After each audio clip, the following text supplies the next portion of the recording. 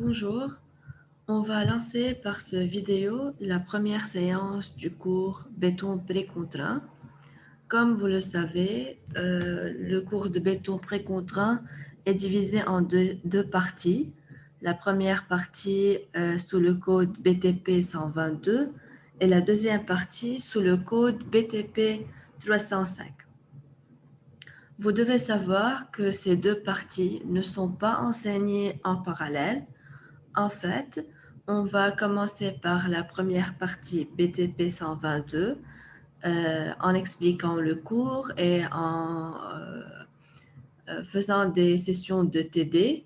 Une fois cette partie est terminée, on lance la partie 2 qui est BTP 305.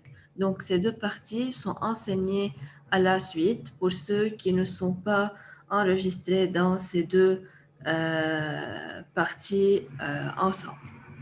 En ce qui concerne les chapitres enseignés dans chaque partie, on va les voir à fur et à mesure dans les slides qui suivent. Donc, pour commencer, on va faire une petite introduction et une petite comparaison entre les constructions traditionnelles et les constructions en béton précontraint. Comme vous pouvez voir ici, pour les constructions traditionnelles, en construisant, on fait le design des poutres principales et des poutres secondaires. On met des hourdis et on met les armatures passives, comme vous pouvez voir dans le schéma ici.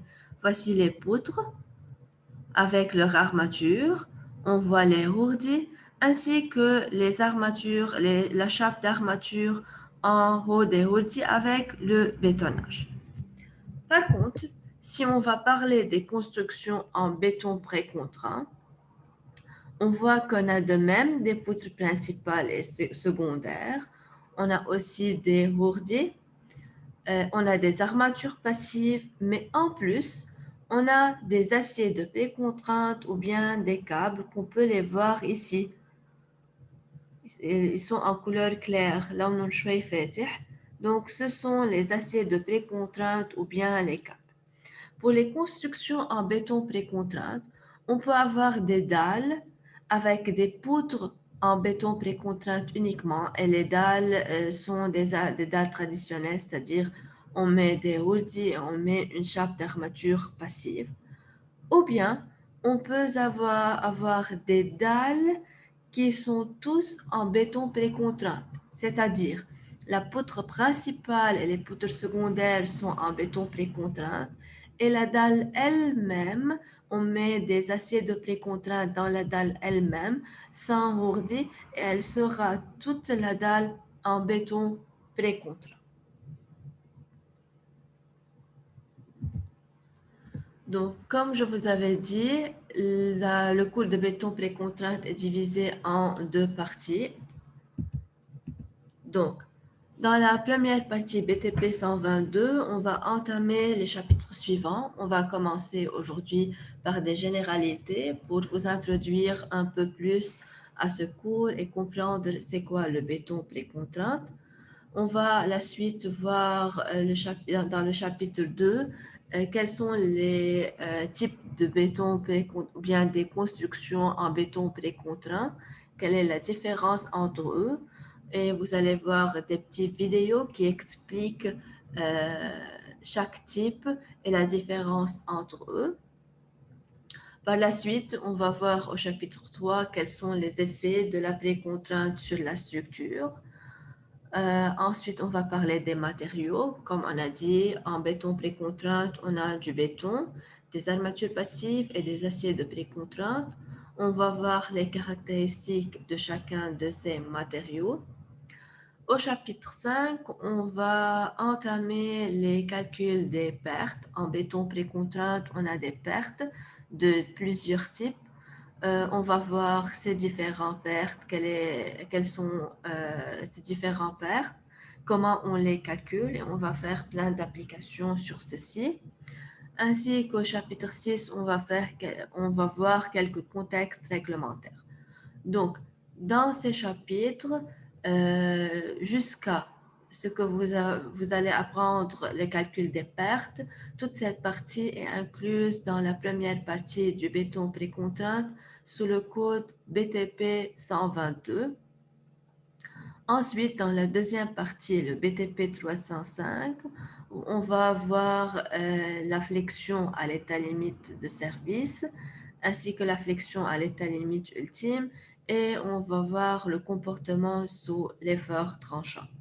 Donc, en gros, ça sera notre plan pour ce cours.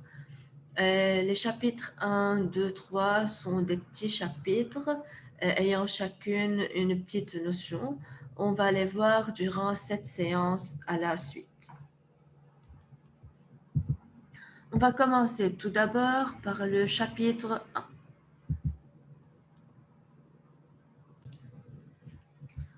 Donc, quel est l'intérêt de la précontrainte ou bien pourquoi on a eu recours à la précontrainte dans la construction?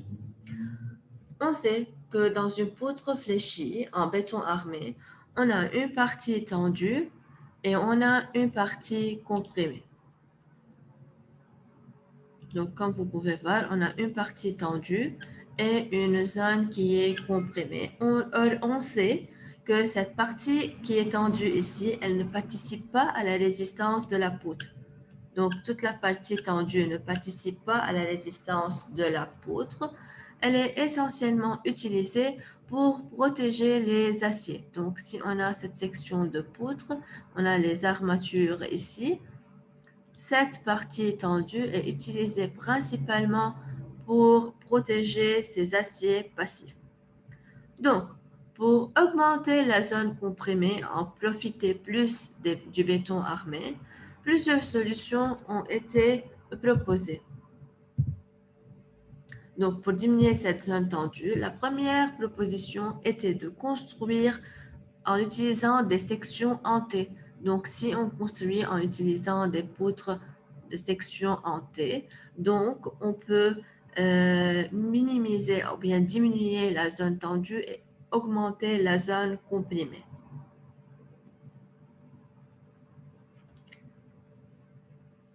Donc, cette solution, elle est bien acceptable, mais on peut l'utiliser pour des petites portées. Mais si on a de grandes portées, cette solution n'est pas du tout suffisante. Car on a toujours besoin d'une quantité d'armature qui est en zone tendue pour protéger les armatures passives. Et plus cette quantité ou cette partie tendue, elle est grande, donc elle ne va pas participer à la résistance, mais par contre, elle va augmenter le poids propre de la structure qu'on a. Donc, pour franchir ce problème de grande portée, il y a eu une autre proposition, celle des structures mixtes en acier et béton. Dans cette proposition, ou bien dans ces structures, on remplace le béton qui est dans les zones tendues par des aciers de charpente qui travaillent en traction et on fait une connexion entre ces deux matériaux d'une façon bien adéquate pour en profiter de ces structures. Ou bien, si on ne va pas recours aux structures mixtes en acier et béton, on peut construire en utilisant des structures en béton pré-contraint.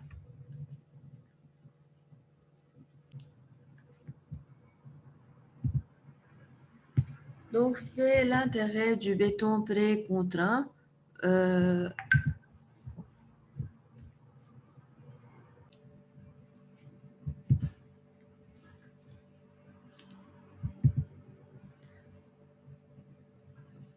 Donc, on sait que le béton est un matériau qui résiste bien à la compression, mais qui ne résiste pas beaucoup à la traction. Donc, il est très intéressant quand on va construire avec le béton d'éviter d'avoir des zones qui sont trop tendues, mais d'avoir beaucoup plus de zones comprimées pour en profiter bien de ce béton, car les zones tendues on a risque d'avoir des fissures dans ces zones tendues et on sait que ces zones tendues ne participent pas à la résistance du béton. Donc, pour avoir une section ayant une zone beaucoup plus comprimée, donc on a intérêt à comprimer le béton d'une façon artificielle et en permanence. Donc, si on a cette section de béton, on a vu qu'on a une zone comprimée et une zone tendue. Donc, on a tendance à augmenter cette zone qui est en compression. Comment on peut l'augmenter? En comprimant le béton d'une façon artificielle et en permanence.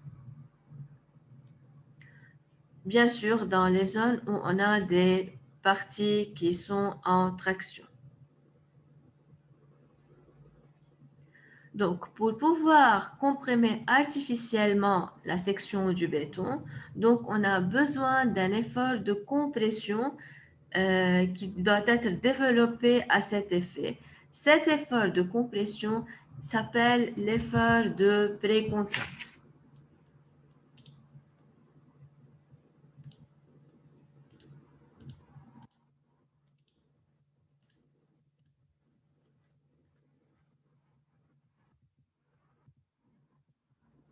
Donc, comme on a dit, on comprime artificiellement et en permanence le béton pour augmenter la zone de compression. L'effort de compression est appelé l'effort de précontrainte.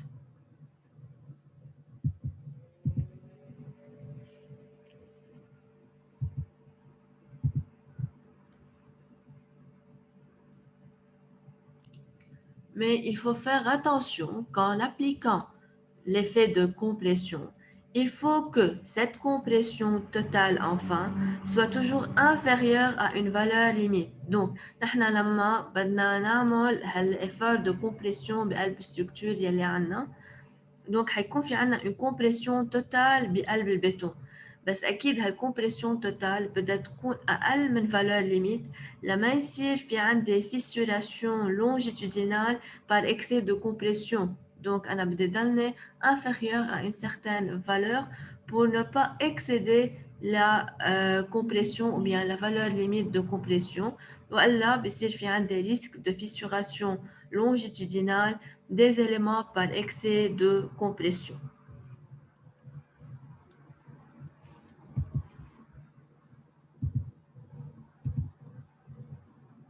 Donc, en définition, en total, un ouvrage en béton est dit en béton précontraint quand il est soumis à un système d'effort créé artificiellement pour engendrer des contraintes permanentes.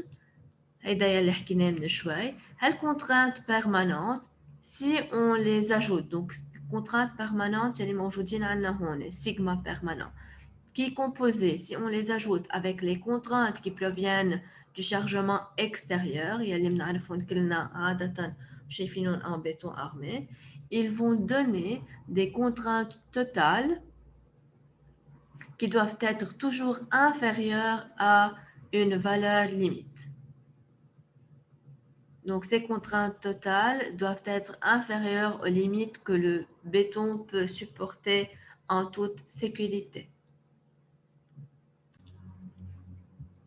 Donc, voici la définition du béton précontraint ou bien le principe du béton précontraint.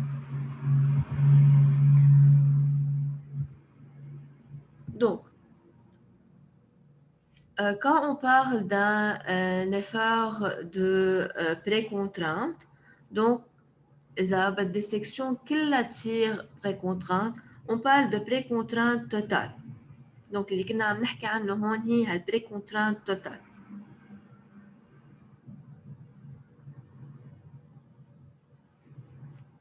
هالبريكونترانت total, on peut l'atteindre pour des charges appartenant à un domaine limité, supposé connu à l'avance. Donc, أقدر أنا أعمل بريكونترانت توتال بدي أعتبر إنه أنا الستركتور عندي في عليها des charges qui sont connues à l'avance. بعرف exactement شو هن charges وبعرف شو الدومين تبعهم.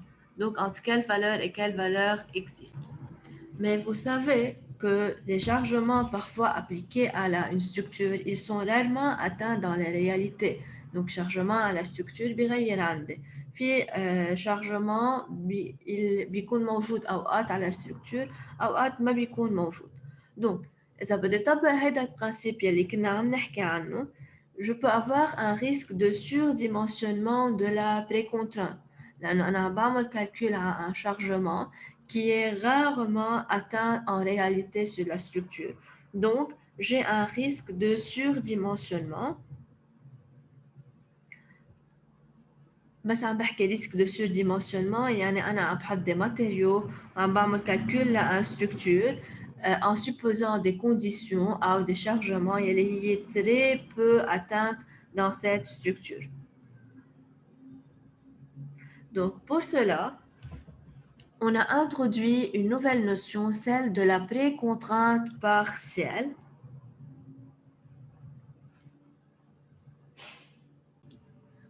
Quand je parle عن précontrainte partielle, بدي انتبه على deux points. بالprécontrainte partielle, la structure sous les charges permanentes ou quasi permanentes, elle est interdite d'avoir une décompression du béton. Donc, sous charge permanente ou quasi permanente, le béton, il est comprimé.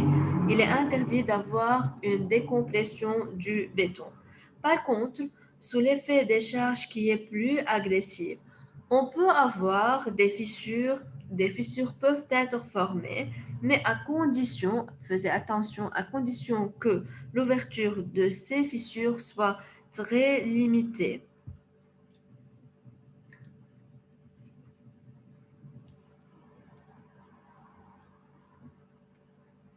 Donc, à condition que ces fissures soient très limitées, comme on voit ici, donc de précontrainte partielle, on peut admettre que sous l'effet des charges permanentes ou quasi permanentes, la compression du béton, elle est totalement interdite.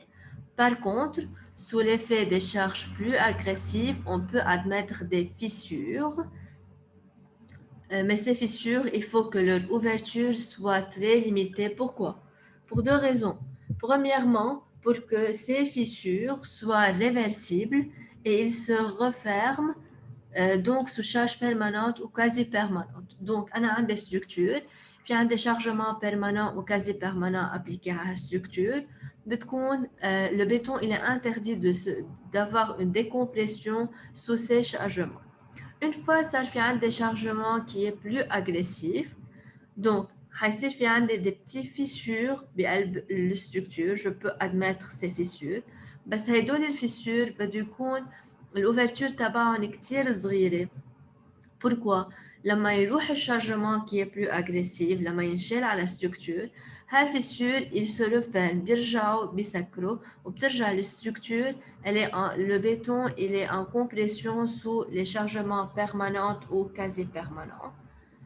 Ou bien sûr, deuxième raison, نحن بنعرف إنه بس يكون في عندنا des fissures, في عندنا des risques de corrosion et de fatigue des armatures.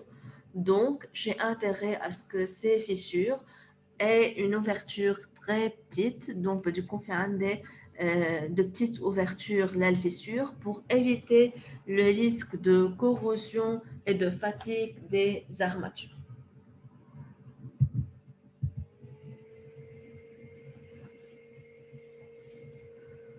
Donc, quelle est la valeur minimale de la précontrainte? La valeur minimale de la précontrainte, donc à la force de précontrainte, moi je veux l'appliquer sur le béton pour le comprimer. Donc, cette valeur minimale de la précontrainte résulte de la valeur plancher imposée à la contrainte normale du.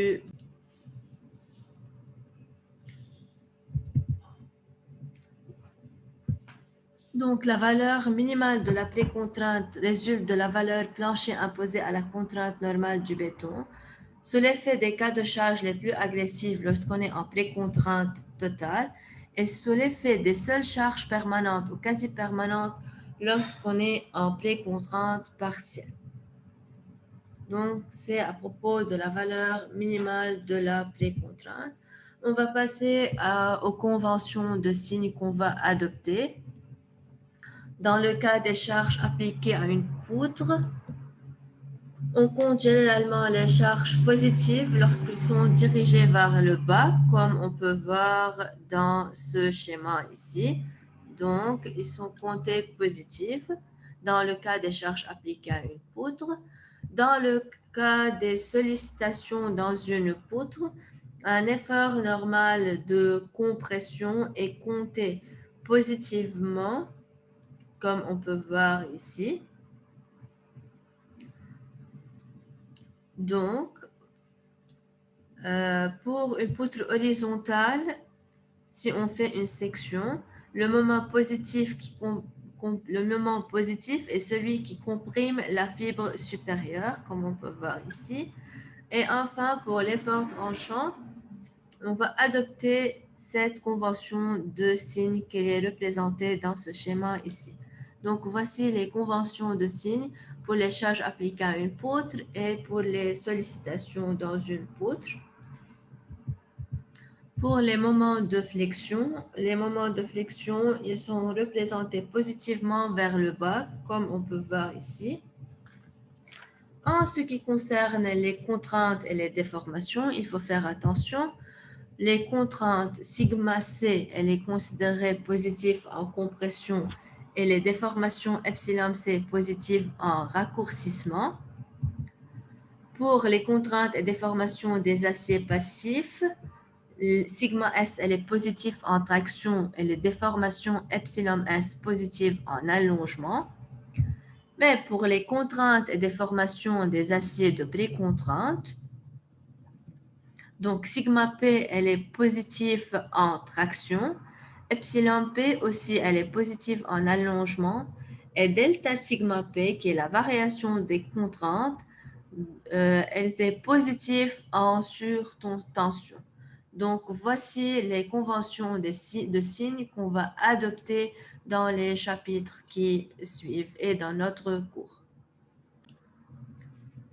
Pour terminer avec le chapitre 1, on va voir quelques notations.